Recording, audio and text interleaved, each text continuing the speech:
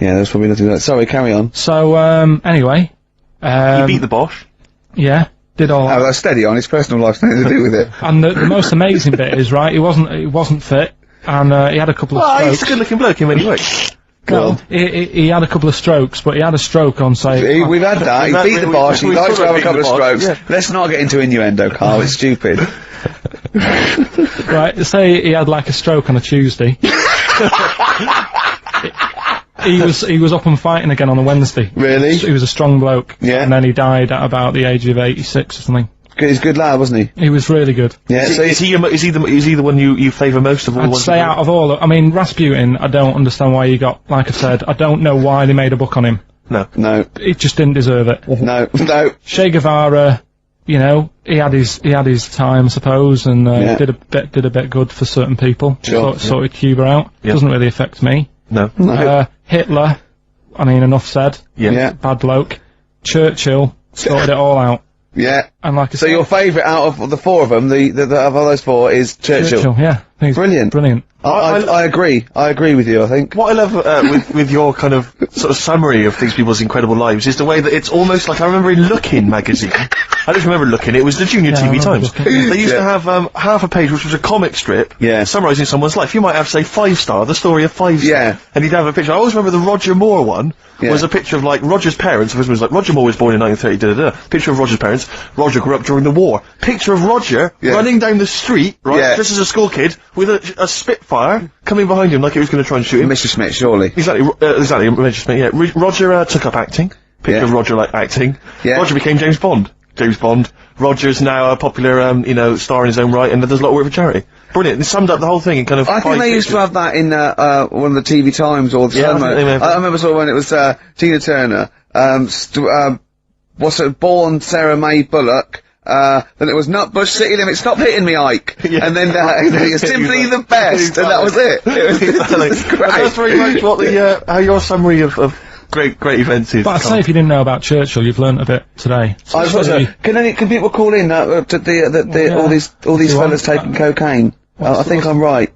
It's 08 700 800 1234. Yeah. Give us a call. XFM 104.9. Did Winston Churchill and various other dignitaries take coke during the war? During the war, saying up for the war effort, the emergency summits and meetings. I think it was. I think it's been documented. I could be wrong, and let me tell you now, it's not happening today. Wow. Pete, you're on there. He's there, isn't he, to save me for Nancy. XFM 104.9. I'm Ricky Gervais, with me Steve Merchant and Carl Pilder. I'm getting excited now because we've had loads of calls and emails, not only backing me up, but going a little bit further. Apparently, Johnny Mango called in again. He's become our sort of official researcher on this show.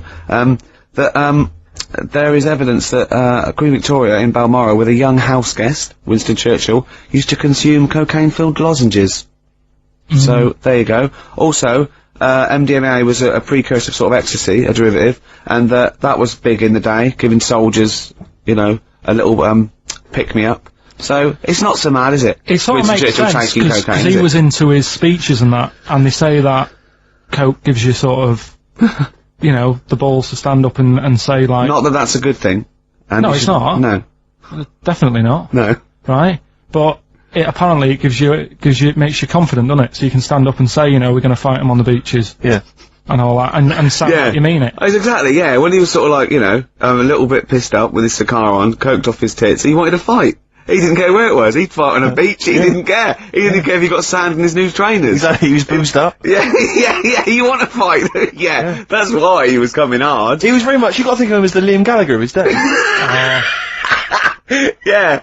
Oh dear. Bad. Are we allowed to talk about this? I mean, I don't mean in terms of referencing drugs, but are we allowed to, is this like libelous to Winston Churchill? One, you can't libel the dead. Yeah, but two, is that only in America? I'm asking, and we're not saying, two, I think you'd probably going to also a fair comment. Three, we say we were joking. Yeah. 4, it's a satire. Yeah. 5, we love him. 5, we're not condoning drugs in any way. 6, it's his Dermot O'Leary show.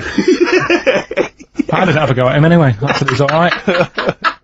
If there's any lower against Rasputin, we might be in trouble. Law against Rasputin. You did willfully Rasputin. Yeah. All over You the did airwaves. slag off Russia's greatest love machine. yeah. You didn't shoot him till he was dead, did you? Oh. Put some poison into his I'll tell you this, if wine. there's any other historical questions that people want answered, then we're the men. Because really, with the three of us, our knowledge of the fact that the Hindenburg was filled with helium, Yeah. the kind of coke habits and various drug habits of Britain's most famous political leader, Yeah. we've got the answers to all of it. Einstein, Go on. I found out in the week that he didn't talk till he was 6. See, it's all these people who are weird. Churchill couldn't read, could he, till he was about 8 or 9? Really? Yeah. So, there you go. He got a D in history, apparently, Yeah. GCSE. Just one better. No, but, Carl, called me in the week, and he was a little bit stressed, because he's had a bad week now. He got stressed about Hitler and Churchill, and I said, well, we're chill out a little bit, and I'll teach him something a little bit, cosier. And I said, like, what about animals? No, not frightening other animals. You're interested in animals, aren't you? Yeah. You know, and he went, all right then. And then he went, okay, here's a question for you, Clever. So there's 3 animals without ears.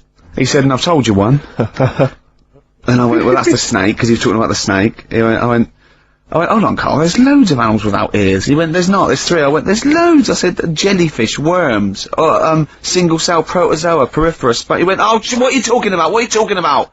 Animals, proper animals. I went, they are animals. He went, no, proper animals. And I went, do you mean mammals? He went, what are you on about? I said, are these animals, have they got legs, and are they fur-bearing, right? And he went, one is. They've got legs. I went, I don't know, I give up. He went, right, the turtle. I went, right, yeah. And he went, and the bumblebee. He said, that's the one with fur. That's the one with fur. The one, what are you thinking? What is in your head, Carl? Which has got the most fur, a bee or a turtle? It's not fur. What is it? Well, it's, you know... He's done you there, it's Joey. pseudo hairs, isn't it? It's like it's a hair, it's a keratin thing. It's not like we have, like mammals grow fur. Do you know what I mean? Yeah. He's not convinced. So go when on, we say that, when we say like fur, mammals are warm-blooded creatures. Yeah. Often, usually placental, there's a few exceptions, right? That give their milk to their young, nurture their young, and they have fur. Have you heard about oysters? Oysters? They're 1 minute they're a man, then they're a woman, then they're a man again. Like Eddie Izzard. Now that's libelous. He's a transvestite, could I say? He's not a transsexual. Let's say that straight away. I'm retracting that. Right, go on then, give us What? some more facts. No, I've got you, Aesop's Fables. No, but you had some more facts you told me that were dead good. I just wondered if Steve knew them. What? What do you want to know? The ones that you read out to me. You had one about the spiky thing. Go on. Porcupine. Give me a clue. How many spikes has a porcupine got? Dunno. How many was it? I think it was about 10,000. But, these aren't the most interesting facts, are they? It's alright. It's alright though, isn't it? Yeah. And he went, but how can they say that? You could say that, you know, we've got a certain amount of hairs in our head. I went 100,000 average. He went, yeah, but I haven't. So how do we know that that porcupine that they've counted is the same for all of them? Might have had alopecia.